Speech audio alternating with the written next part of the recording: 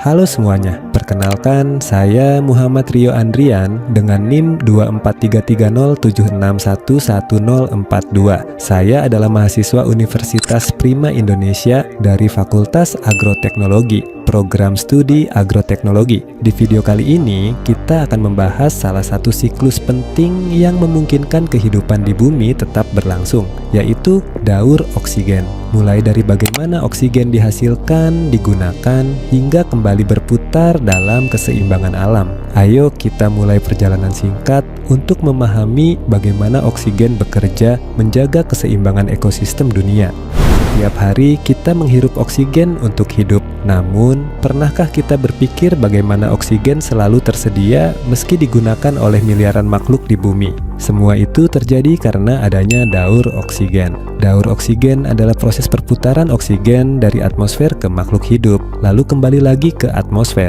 Siklus ini menjaga agar kadar oksigen tetap seimbang sehingga kehidupan dapat berlangsung dengan normal. Sebagian besar oksigen yang kita hirup berasal dari tumbuhan, alga, dan fitoplankton di laut. Melalui fotosintesis, mereka mengubah cahaya matahari, karbon dioksida, dan air menjadi makanan serta oksigen. Proses inilah yang menjadi sumber utama oksigen di bumi.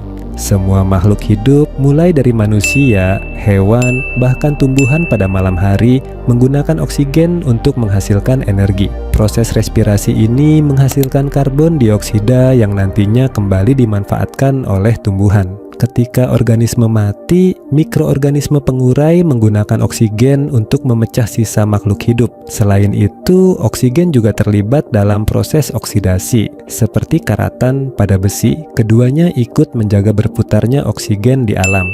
Di lapisan atas atmosfer, sebagian oksigen berubah menjadi ozon. Lapisan ozon berfungsi melindungi bumi dari radiasi ultraviolet berbahaya. Ketika ozon terpecah kembali, oksigen dilepas dan kembali ke atmosfer. Laut merupakan paru-paru terbesar dunia. Fitoplankton, penghasil oksigen di permukaan laut, berkontribusi lebih besar dibandingkan hutan tropis sekalipun. Namun, aktivitas manusia seperti penebangan hutan, polusi, dan kerusakan laut dapat mengganggu daur oksigen. Jika siklus ini terganggu, kualitas udara menurun dan ekosistem bumi terancam. Pada gambar ini terlihat bagaimana oksigen dan karbon dioksida saling berputar membentuk daur oksigen di bumi. Gas karbon dioksida dilepaskan ke atmosfer dari berbagai sumber seperti erupsi gunung berapi, aktivitas industri, pembakaran bahan bakar fosil, serta respirasi manusia dan hewan.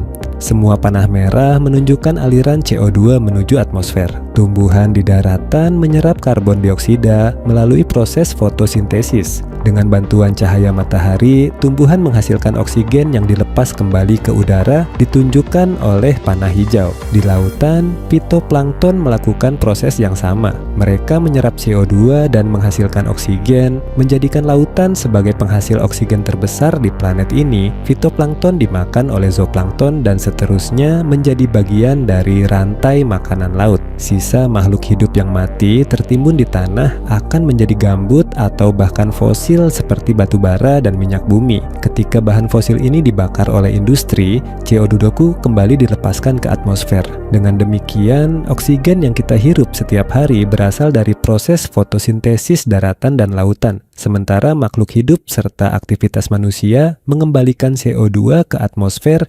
Inilah daur oksigen yang terus berlangsung menjaga keseimbangan kehidupan di bumi. Terima kasih sudah menonton video ini sampai selesai. Semoga penjelasan tentang daur oksigen dapat menambah wawasan kita semua mengenai pentingnya menjaga keseimbangan alam. Dengan memahami bagaimana oksigen bergerak dalam ekosistem, kita jadi lebih sadar bahwa setiap aktivitas kita, mulai dari menanam pohon hingga menjaga lingkungan, memberikan dampak besar bagi kehidupan. Jangan lupa like, share, dan tinggalkan komentar kalian. Saya Muhammad Rio Andrian, mahasiswa agroteknologi dari Universitas Prima Indonesia. Sampai jumpa di video pembelajaran berikutnya.